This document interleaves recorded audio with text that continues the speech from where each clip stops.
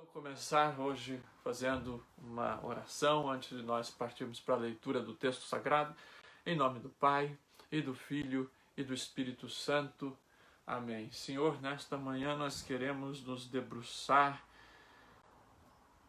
encostar a nossa cabeça no Teu peito, como fez o discípulo amado na última ceia, para que possamos aprender do Teu coração, para que possamos aprender da Tua palavra. A Tua palavra que é uma rocha, a Tua palavra que é fortaleza, que nos garante de permanecermos firmes nos momentos de tribulação.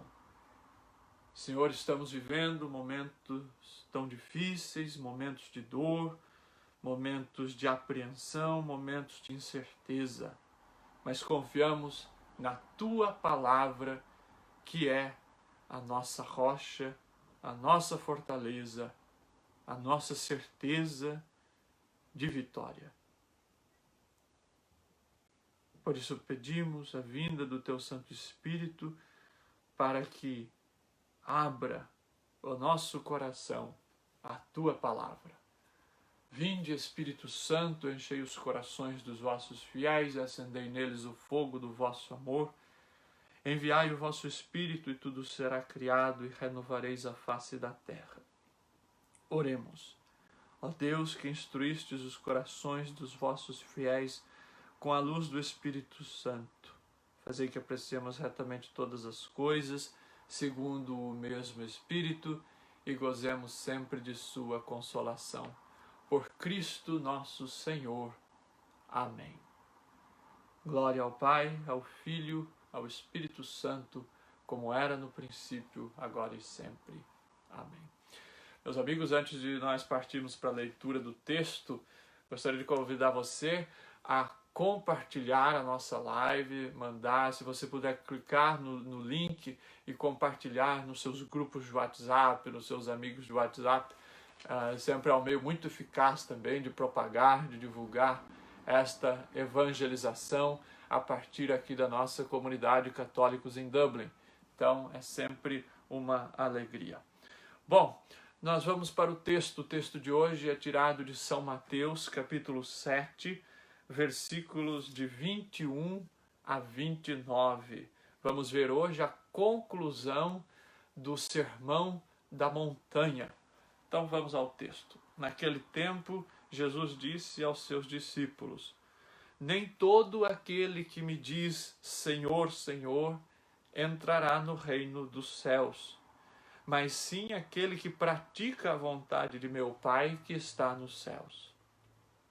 Muitos me dirão naquele dia: Senhor, Senhor, não foi em teu nome que profetizamos, e em teu nome que expulsamos demônios, e em teu nome que fizemos muitos milagres? Então eu lhes declararei: nunca vos conheci. Apartai-vos de mim, vós que praticais a iniquidade. Assim, todo aquele que ouve essas minhas palavras e as põe em prática, será comparado ao homem sensato que construiu sua casa sobre a rocha.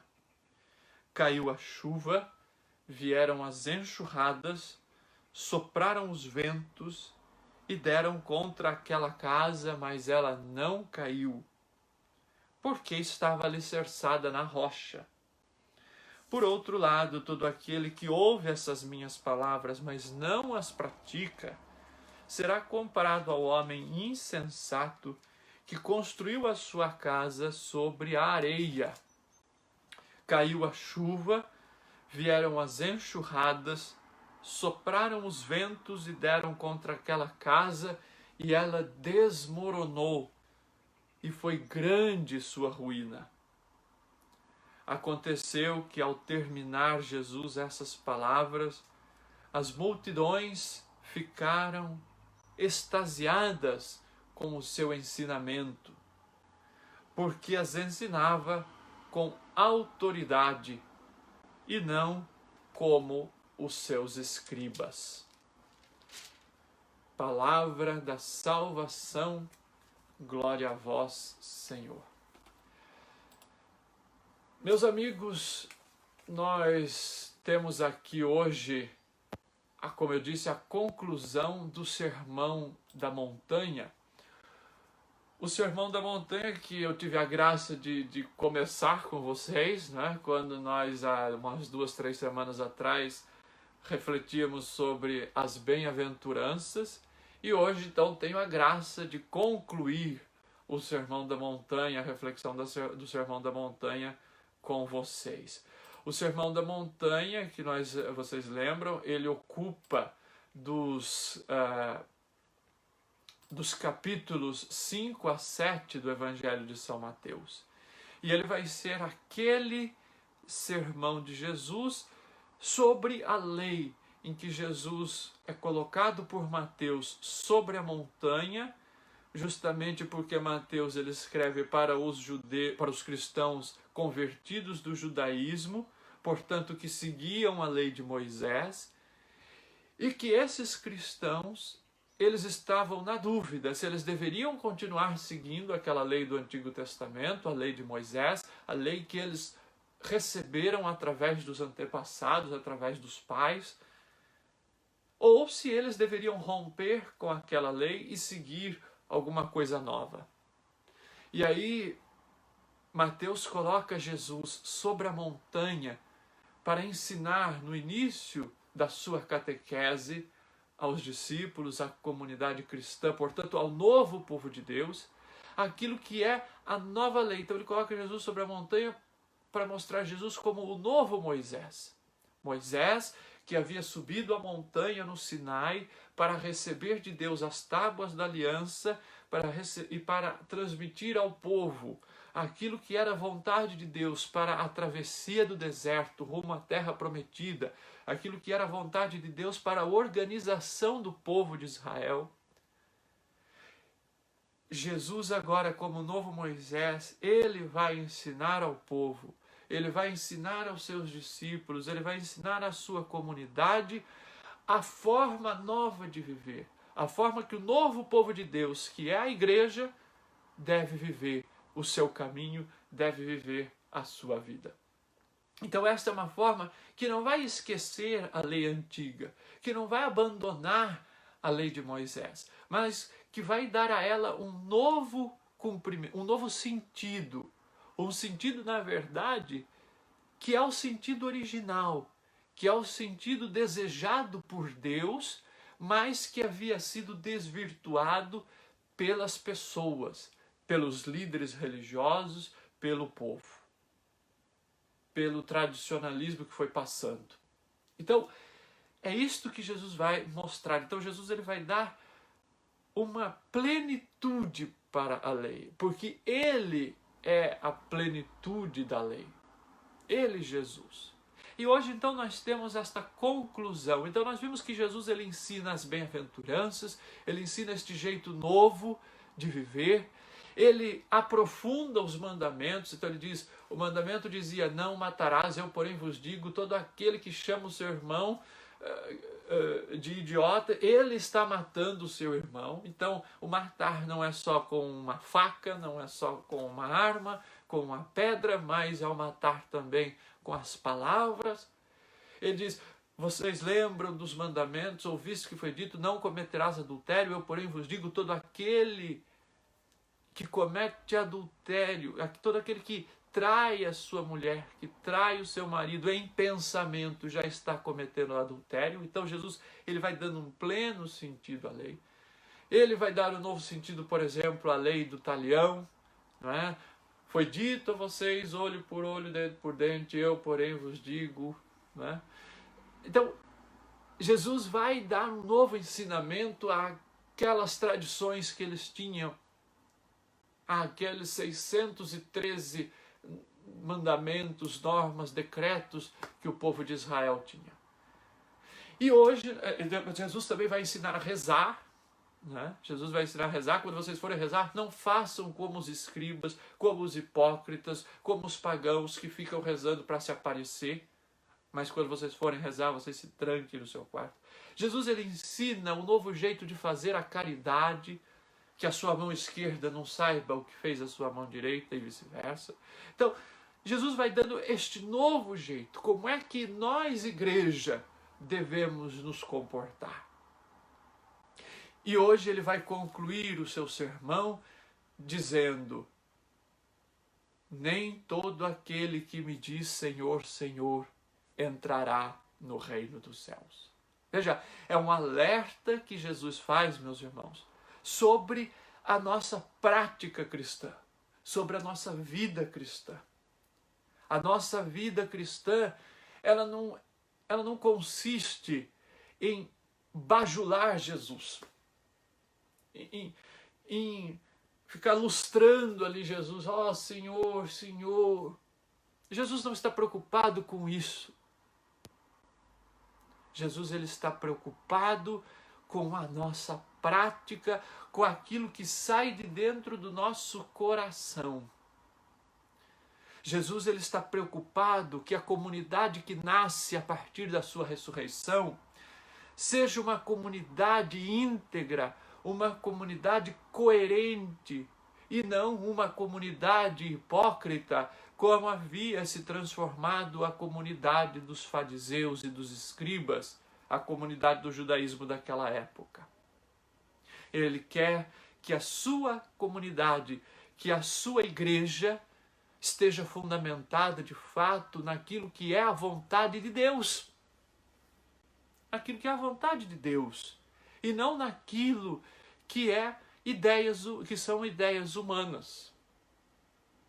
E não naquilo apenas que sai da boca para fora, mas naquilo que sai, meus irmãos, do coração. Daquilo que sai do coração dos discípulos, portanto, do meu e do seu corações. E então ele vai dizer: nem todo que diz Senhor, Senhor entrará no reino dos céus. Vejam, a palavra Senhor, que é o Kyrios no grego, esta palavra era usada, por exemplo, para o imperador, para os governantes, ou seja, sobre aquele que tinha uma autoridade, sobre aquele que tinha um domínio, um poder. E a comunidade de Mateus vai usar muito este termo, Kyrios, para se dirigir a Jesus. Vai chamar Jesus de Senhor. Nós vemos isso no Evangelho de Mateus. Mas, então, se a gente chama Jesus de Senhor, e isto é correto, porque de fato ele é o Senhor, ele diz no Evangelho de São João: vocês me chamam de Mestre e Senhor, e eu o sou de fato. Vocês dizem bem, porque eu sou de fato. Jesus confirma isso. Mas quem tem alguém como seu Senhor, vai respeitar aquela pessoa e vai cumprir aquilo que aquela pessoa determina. Portanto, minha gente, se nós temos Jesus como o nosso Senhor, como o nosso Mestre, como o Kyrios, e se nós nos dirigimos a Jesus nas nossas orações como Senhor, e o povo chama Jesus assim, né? Senhor, me ajude. Senhor, tem de piedade de mim. Mas, então, se eu chamo Jesus de Senhor, se eu de fato tenho Jesus como o Senhor, as minhas atitudes precisam ser atitudes de quem de fato reconhece o senhorio de Jesus. E não apenas atitudes que digam, que chamem Jesus de Senhor com os lábios. Então, as minhas atitudes precisam ser atitudes de quem está subordinado, de quem está debaixo do senhorio de Jesus. De quem de fato tem Jesus como aquele que coordena a sua vida, de quem de fato dá o direcionamento para a sua vida. E é isto que ele quer deixar com o Sermão da Montanha, com esta nova lei que ele vem implantar.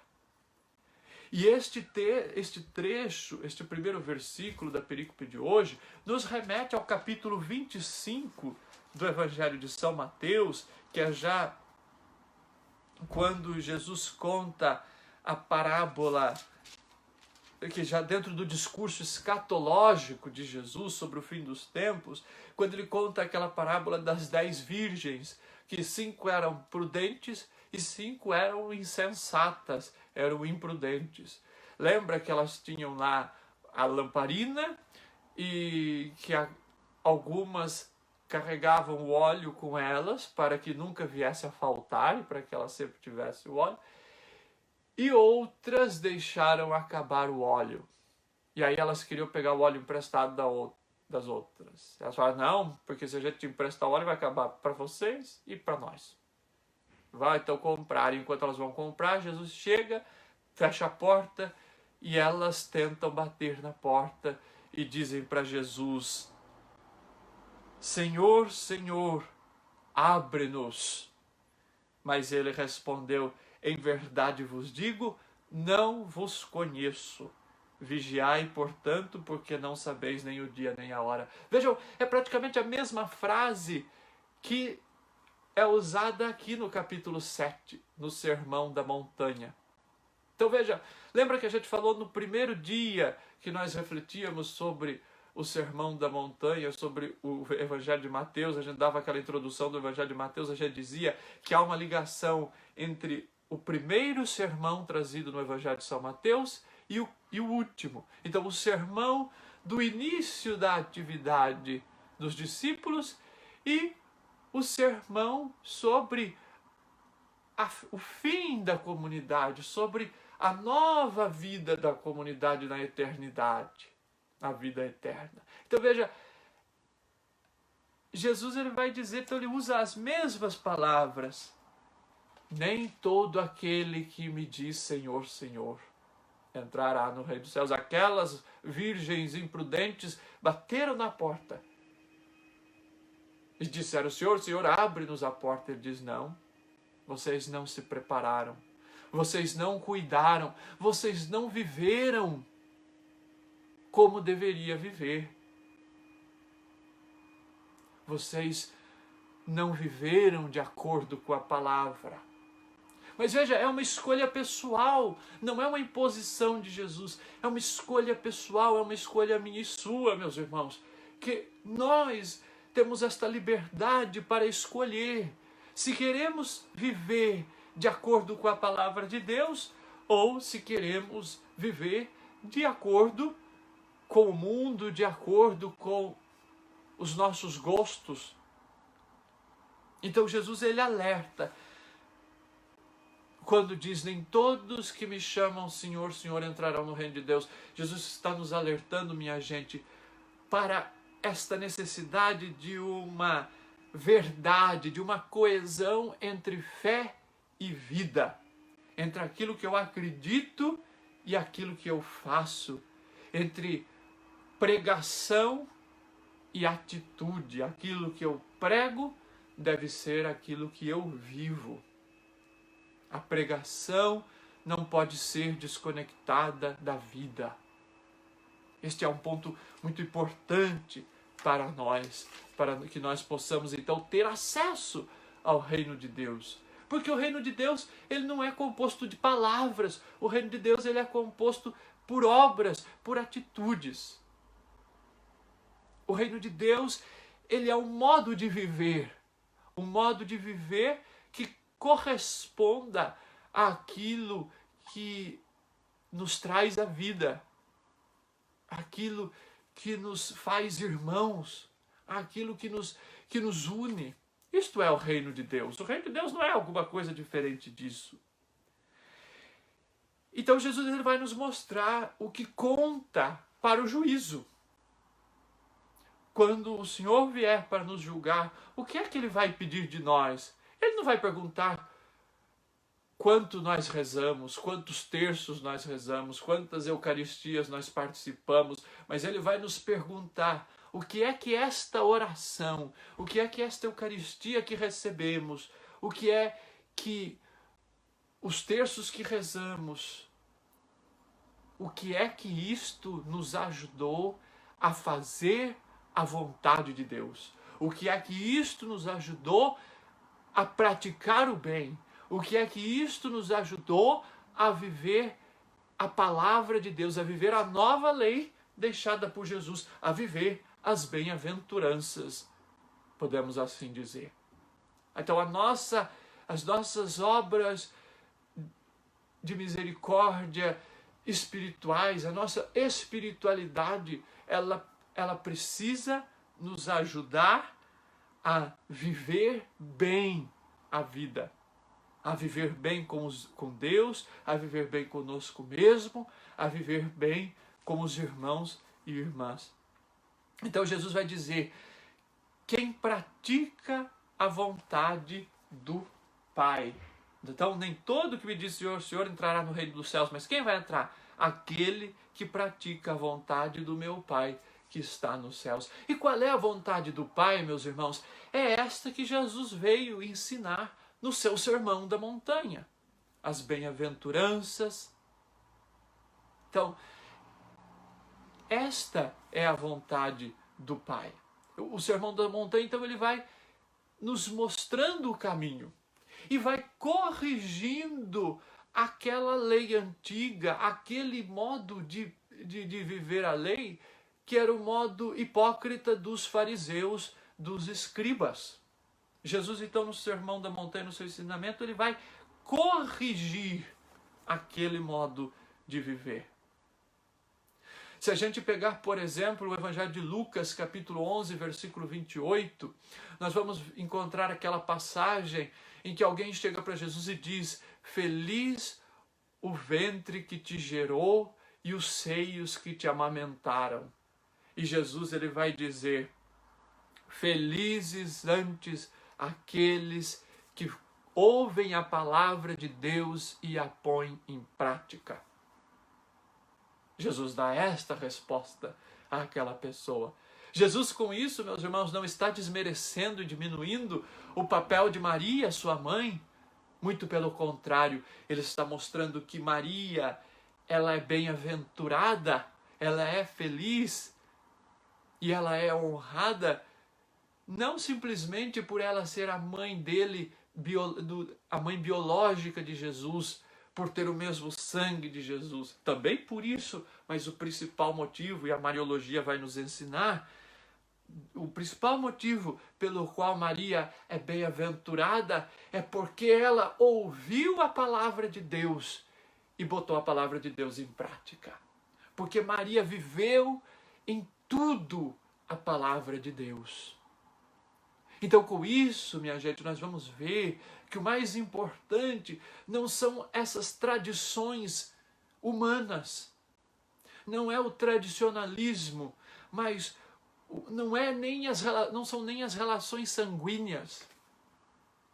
Mas o mais importante é ouvir a palavra de Deus e praticá-la. Jesus, então, com isso, vocês reparem, ele dá um novo sentido para a lei. Ele dá um novo sentido para as Escrituras. Porque ele é a nova lei. Ele é a palavra de Deus que se encarna. Ele é a palavra de Deus que vem viver no mundo, porque ele salva o mundo não simplesmente por palavras ditas, mas pela palavra encarnada e pela palavra que vive como um de nós. A palavra que é crucificada, a palavra que ressuscita. Veja como que, então, a palavra de Deus, ela é fundamental em toda a história da salvação. É a palavra de Deus que cria, e Deus disse, faça-se, e se fez. É a palavra de Deus que salva. É a palavra de Deus que instrui. É a palavra de Deus, então, que vai nos conduzindo, minha gente, para o caminho da vida e que nos leva para a vida. E Jesus, então, ele vai dizer, ainda no Evangelho de São João, no capítulo 14, ele vai dizer assim: quem tem os meus mandamentos e os observa é que me ama. Então, quem tem os mandamentos e os observa, este sim ama a Deus. Este sim, então, pode dizer Senhor, Senhor. Porque este não fica apenas na teoria, mas este observa os mandamentos, coloca a palavra de Deus para funcionar, a gente pode dizer. Coloca para funcionar. E aí Jesus vai mais além, ele vai dar algumas descrições, ele vai falar, olha, muitos me dirão, Senhor, Senhor, não foi em teu nome que te profetizamos, não foi em teu nome que expulsamos demônios, não foi em teu nome que fizemos milagres. E ele vai dizer, nem te conheço. Vocês estão usando o meu nome aí, mas eu nem sei quem vocês são, porque a vida de vocês é aquele ditado, né, que a gente tem, por fora bela viola, por dentro pão bolorento, né? Lá no interior tem um ditado que diz assim. Então, a casca, aquilo que a gente aparenta, ou mesmo até se a gente faz o bem. E aí, olha o passo a mais que Jesus dá, olha o passo além que Jesus dá. A gente pode até estar fazendo o bem, mas qual a motivação para fazer aquele bem? Isso é o que importa. O importante é ouvir a palavra de Deus, colocá-la em prática, mas motivados pelo amor. Porque senão, meus amigos, a gente corre um outro risco, que é fazer o bem apenas para se aparecer, por exemplo. Apenas para se mostrar e aí preencher o nosso ego, e aí apenas para ser visto pelos outros e ser elogiado pelos outros, porque tem gente que se move pelo ego, que se move por elogios. Isso é muito comum, é comum nas comunidades, é comum na vida. Mas veja, isso serve para os políticos, isso deve servir para quem quer que seja, mas não para nós cristãos. Porque os fins, para nós cristãos, os fins não justificam os meios. Vejam, para nós cristãos, o meio pelo qual nós chegamos ao bem, ele conta muito. Nós não podemos chegar a uma atitude boa por meios ruins. Nós não podemos, por exemplo, usar a corrupção com o pretexto de fazer o bem. Não. Isso Jesus não aceita, ele não quer. Então, isto é hipocrisia que Jesus tanto combate, que Jesus tanto denuncia. É a forma como eu chego lá. É o caminho. Por isso que ele vai falar outro dia, né? É preciso passar pela porta estreita, pelo caminho estreito. Porque este é o caminho que leva à vida. O caminho que leva à vida verdadeira é este da gente trilhar por esta porta estreita. Porque é um caminho difícil, é um caminho que vai nos custar, mas é o caminho da verdade e é o caminho do amor. Porque aí nós vamos ver o que conta para Jesus. É quando nós fazemos o bem, mas por amor. Quando o bem sai de dentro do nosso coração e não simplesmente da nossa casca. Então nem todos, minha gente, que falam de Deus estão de fato em sintonia com Deus. É muito fácil, por exemplo, para a gente que é da comunicação, se a gente estudar um pouco, se a gente usar o nosso dom da comunicação, é muito fácil a gente vir aqui e pregar. Agora, o difícil é nós pregarmos em sintonia com a nossa vida, com as nossas atitudes. Isso é difícil. E por isso que nós precisamos aí da oração, para que a gente possa, de fato, caminhar nesta coerência, para que aquilo que de fato preenche o nosso coração seja o amor de Deus, a sua palavra, e não os nossos caprichos. Por exemplo, vou dar um exemplo muito concreto. Vocês escrevem aqui palavras muito carinhosas nos comentários. Agora mesmo estou vendo algumas. E é muito bom, é muito gostoso a gente ler essas coisas, nos motiva a continuar e a procurar fazer sempre melhor o nosso trabalho, a nossa evangelização aqui. Mas a gente precisa tomar ao mesmo tempo muito cuidado, porque essas palavras de carinho que vocês têm pela gente, elas também podem inflar ali o nosso ego. Se a gente não se colocar na humildade, na presença de Deus, e dizer, Senhor, que isso sirva para a sua glória, que isto sirva para a evangelização e não para que eu fique aí me achando por conta dos elogios que chegam. Mas isso é algo que é uma linha muito tênue, é uma linha muito difícil da gente conseguir diferenciar. Mas aí a oração deve nos ajudar a caminhar por isso, né? O Salmo 78, versículo 36, ele vai nos ajudar a entender isto. Ele vai dizer assim, o salmista diz, eles o adulavam com a boca, mas com a língua o enganavam. Recordavam que Deus, seu coração não era sincero com ele, não tinham fé na sua aliança. Olha só que palavras que o salmista diz. Eles o adulavam com a boca, mas com a língua o enganavam. Seu coração não era sincero com ele, não tinham fé na sua aliança. Meus irmãos, portanto, o que agrada a Deus é um coração que bata conforme a batida do coração de Jesus que nós celebramos nesse mês. Como o discípulo amado que inclinou a sua cabeça no coração de Jesus para poder fazer também o seu coração bater conforme o coração de Jesus. Por isso que a gente reza na jaculatória, Jesus, manso e humilde de coração, fazer o nosso coração semelhante ao vosso.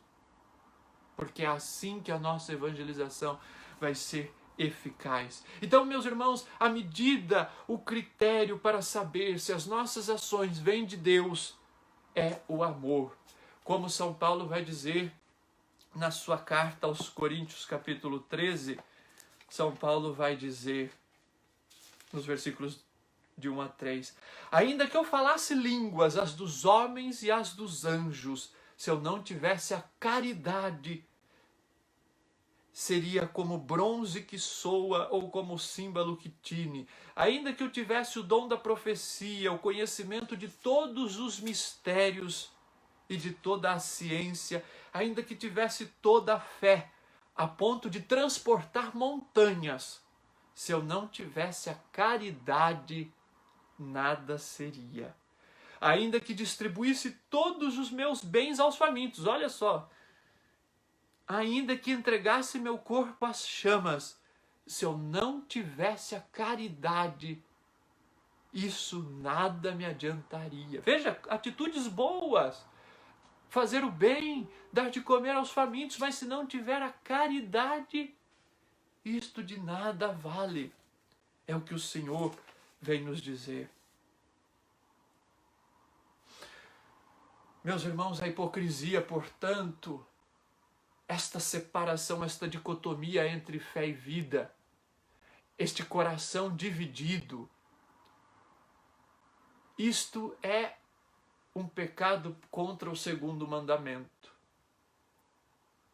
Isto é o pecado de tomar o nome de Deus em vão. Quantas pessoas a gente vê por aí falando de Deus e dizendo Senhor, Senhor, e parecendo pessoas piedosas, Mas quando a gente vê aquilo que pratica, aquilo que faz e como está o coração, nós percebemos que ali há algo de errado. Este é o pecado contra o segundo mandamento. O pecado contra o segundo mandamento não é a gente só dizer, a gente sair dizendo, oh meu Deus, oh meu Senhor, tem piedade de mim. Não, isso não é, né?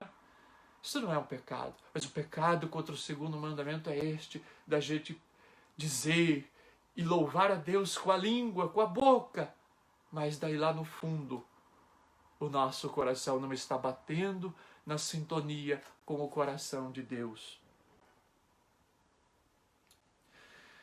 Então, minha gente, aí nós vamos e passamos para a segunda parte do Evangelho de hoje, que é justamente esta parte que Jesus diz: todo aquele que ouve essas minhas palavras e as põe em prática será comparado ao homem sensato que construiu sua casa sobre a rocha. Aquele, porém, que ouve essas minhas palavras e não as põe em prática é como o homem insensato que construiu a sua casa sobre a areia. Isso a gente pode aplicar para muitas coisas, meus irmãos. Nós podemos aplicar para a nossa vida pessoal, nós podemos aplicar para o casamento, e a música que nós ouvimos no começo diz respeito ao casamento, o casal que constrói a sua casa sobre a rocha. Isso pode servir para a vida religiosa, isso pode servir para a comunidade cristã. Quando Jesus disse e aí Mateus escreveu essas palavras de Jesus, ele está se referindo, no primeiro momento, à comunidade cristã, à vida cristã. Então, construir a casa sobre a rocha. E Jesus diz, aquele que coloca em prática essas palavras que eu disse. Que palavras? Essas que nós ouvimos durante todo o Sermão da Montanha. É colocar a casa sobre a rocha. E que rocha é esta? Esta rocha, meus irmãos, é a própria palavra de Deus. Agora, a palavra de Deus, ela não é simplesmente um conjunto, um emaranhado de frases, de teorias. Não. A palavra de Deus é uma pessoa. A palavra de Deus é Jesus Cristo, é a sua vida, é o seu exemplo, é o seu ensinamento, é a forma como ele viveu. A palavra de Deus, esta rocha, é o próprio Jesus, a palavra de Deus encarnada, a palavra de Deus que se fez um de nós, que se fez homem e habitou entre nós. Ele é a rocha.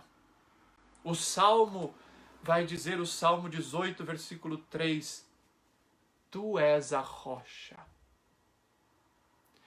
E lá nos Atos dos Apóstolos, São Pedro, no dia de Pentecostes, ele vai pregar para a comunidade de Jerusalém e ele vai dizer, aquele Jesus que vocês mataram, que vocês crucificaram, este Jesus, ele é a rocha, ele é a pedra que vocês descartaram, mas que o Pai o fez ser a pedra principal, ser a pedra angular, ser a pedra que sustenta a construção. Este Jesus, então vejam, meus irmãos, que ao mesmo tempo que Jesus ele diz que é preciso que nós construamos a casa sobre a rocha, ele é a palavra de Deus e ele é a rocha. Portanto, esta rocha é o próprio Jesus. E é sobre esta rocha que ele vai construir a igreja. É sobre este alicerce. Por isso que ele vai dizer para Pedro, quando ele pergunta a Pedro, e vocês, ele pergunta para os discípulos, e vocês quem dizem que eu sou? E Pedro vai dizer, tu és o Cristo, o Filho do Deus vivo. E Jesus vai dizer, muito bem, Simão, porque não foi um homem, não foi a carne e o sangue que te revelou isso, mas foi o meu Pai que está nos céus. E ele diz, por isso você é pedra, e sobre esta pedra eu construirei a minha igreja. Ou seja, sobre esta fé de Pedro, uma fé que é alicerçada na rocha, que é alicerçada na palavra de Deus. É isso que deve mover a comunidade. É isso que deve mover a mim e a vocês, meus irmãos. A nossa fé, então, ela deve ser alicerçada sobre esta rocha. E o que é esta rocha? O que é que Jesus ensina no Sermão da Montanha? Ele ensina a amar o irmão, ele ensina a praticarmos o perdão, ele ensina a lutarmos pela justiça, a promovermos a paz, enfim, a ser uma pessoa coerente. Quando nós agimos assim, minha gente, pode vir o vento que for, o temporal que for, a tempestade que for, a pandemia que for. Porque quando nós agimos nestes valores, quando estes valores são a nossa rocha, nós ficamos firmes, porque aí nós estaremos confiando unicamente na palavra de Deus e não estaremos confiando nas pessoas, nas ideias, nas ideologias. É por isso, porque nós saberemos que as pessoas são falhas. E quando as pessoas falharem, nós estaremos ali para compreender, para agir com misericórdia. E não seremos pegos de surpresa, porque Jesus já nos alertou sobre isso. Já nos alertou que seríamos perseguidos, que seríamos humilhados, que teríamos de perdoar, que seríamos caluniados, que teríamos de promover a paz em momentos de disputa. Não seremos pegos de surpresa, não ficaremos abalados por qualquer coisa, porque sabemos que não confiamos nas pessoas, nas ideias, mas confiamos na palavra de Deus, que é o próprio Jesus, que se faz um de nós. Pedro caiu, Pedro traiu Jesus, mas porque ele estava alicerçado e movido pela palavra de Deus, ele foi capaz de se levantar, ele foi capaz de se reerguer, e foi capaz de continuar a sua missão. E recebeu aí de Jesus a missão de apacentar as ovelhas. Judas Iscariotes, por outro lado, ele também caiu, ele traiu Jesus. Mas como o coração dele não estava batendo na mesma sintonia do coração de Jesus, ele caiu e não conseguiu se levantar. Porque ele confiou na sua própria força, ele confiou no dinheiro, ele confiou naqueles soldados ali para os quais ele vendeu Jesus. Por isso Judas não foi capaz de superar o seu pecado, porque o coração dele não batia conforme o coração de Jesus. Porque ele não foi capaz de reclinar a sua cabeça no coração do discípulo, no coração do mestre. E aí eu termino com a conclusão do evangelho de hoje, os versículos 28 e 29. Aconteceu que ao terminar Jesus essas palavras, as multidões ficaram extasiadas com o seu ensinamento, porque as ensinava com autoridade e não como os seus escribas. Jesus ensinava com autoridade. E veja, os 5 sermões de Jesus em São Mateus vão terminar assim, quando Jesus terminou essas palavras. É um fechamento solene de um ensinamento. Os 5 sermões em São Mateus vão terminar dessa forma. E aí aqui os discípulos vão compreender que Jesus ensinava como quem tem autoridade e não na hipocrisia dos fariseus e dos escribas. Por que Jesus ensinava com autoridade, meus irmãos? Porque ele ensinava aquilo que ele ouvira do Pai.